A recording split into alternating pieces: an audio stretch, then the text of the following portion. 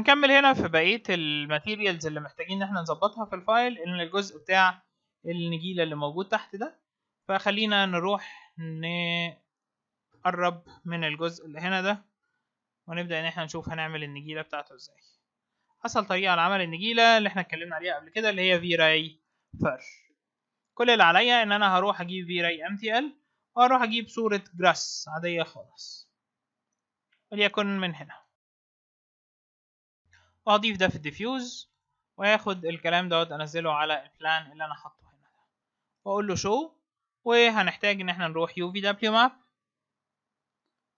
ونبدأ ان احنا نظبط الكلام دوت بالمنظر ده كده وكده. وبعدين هنروح البلان دوت معليهوش سيجمنتس خالص، ممكن نزود السيجمنتس شوية، يعني نقول له 20 في 20 ونروح نختار V-Ray ونختار فير. مجرد ما تنزل الفير نزل عليه نفس الخامة مرة تانية، وبعدين اتأكد ان انت هنا نزود العدد كفاية وليكن مثلا 50. وهنتشك دلوقتي لو انا عايز اخلي ارتفاعهم عالي شوية. اوكي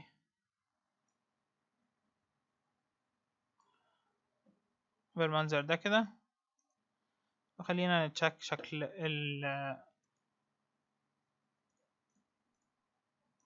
الفريم بافر. هنختار الجزء اللي هنا ده ونعمل انتراكتيف.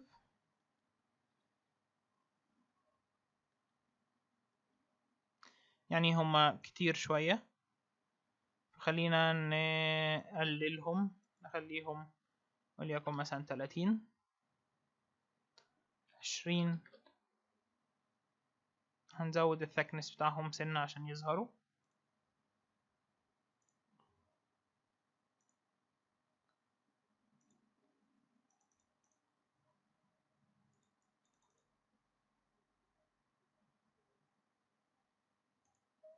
ممكن نعمل ريل زوم كده هنا V-Ray 5 من غير ما نغير الكاميرا عشان نشوف شكل المودلز نفسها بقت عاملة ازاي.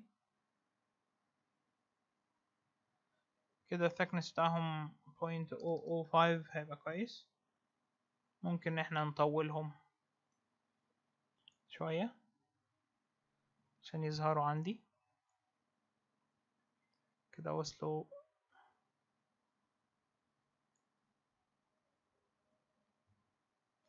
بيرفكت. ممكن نزود تأثير الجاذبية عليهم شوية وندي varieties مختلفة ليهم كده. بيرفكت. نرجع تاني. اوكي مع الريزولوشن العالي هيظهر شكلهم محترم جدا.